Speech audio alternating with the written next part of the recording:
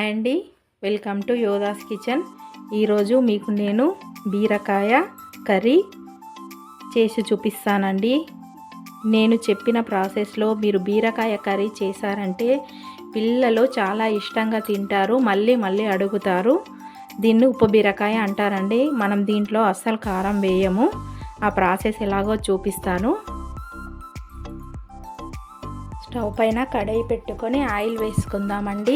ఈ కర్రీలోకి ఆయిల్ ఎక్కువగా పట్టదు, కొద్దిగానే వేసుకోవాలి. ఆయిల్ వేసుకొని వెల్లుల్లి రెబ్బలు కచ్చా పక్కగా ఇలా దంచుకోవాలి.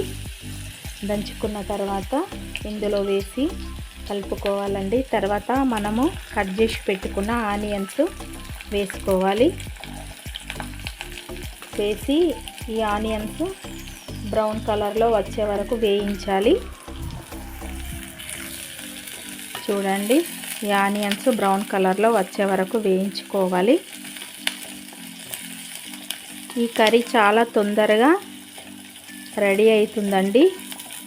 10 నిమిషాల్లో మనం చేసుకోవచ్చు. లంచ్ బాక్సుల్లోకి పిల్లలకు పెట్టించామంటే అన్నం మిగలకుండా తినేస్తారు. మీరు ట్రై చేయండి. యోధాస్ కిచెన్ ఛానల్ను తప్పకుండా సబ్స్క్రైబ్ చేసుకోండి. కొద్దిగా కరివేపాకు వేసుకోవాలి. ఆనియన్స్ వేగాయండి. ఇప్పుడు ఇందులో కొద్దిగా పసుపు వేసుకుందాం.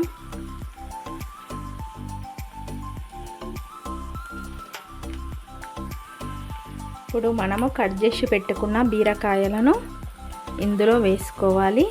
వేసుకొని బాగా కలపాలి. సేపు మనము దీని మీద మూత పెట్టుకోవాలండి. చూడండి, బీరకాయలు అనేటివి మగ్గాయి. ఇప్పుడు మనం దీంట్లో సాల్ట్ వేసుకుందాం. బీరకాయలు 1/2 కేజీ ఉన్నాయి కాబట్టి ఒక హాఫ్ స్పూను సరిపోతుందండి సాల్ట్. ఎక్కువగా వేసుకోవద్దు. కర్రీ అయిన తర్వాత కొద్దిగా టేస్ట్ చేసి తక్కువగా ఉంటే మనం అప్పుడు సాల్ట్ కొద్దిగా యాడ్ చేసుకోవచ్చండి. ఒక సగం చెంచా ధనియాల పొడి వేసుకోవాలి. 1 స్పూను నువ్వుల పొడి అండి. ఈ నువ్వుల పొడితోనే కర్రీ టేస్ట్ ఉంటుంది. నువ్వుల పొడి వేసుకొని బాగా కలపాలి. చూడండి, కర్రీ రెడీ అయిందండి. ఇప్పుడు మనము స్టవ్ ఆఫ్ చేసుకొని బౌల్లోకి తీసుకొని సర్వ్ చేసుకోవడమే. ఈ చపాతీకి కానీ అన్నంలోకి కానీ చాలా రుచిగా ఉంటుంది. ఈ విధంగా చేస్తే కర్రీ అనేది పర్ఫెక్ట్గా కుదురుతుంది. మీరు ట్రై చేయండి. చూడండి, వేడి వేడి ఉప్పు బీరకాయ కర్రీ రెడీ అయిపోయింది.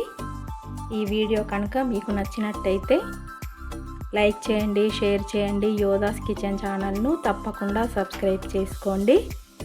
Thank you for watching. Thank you all.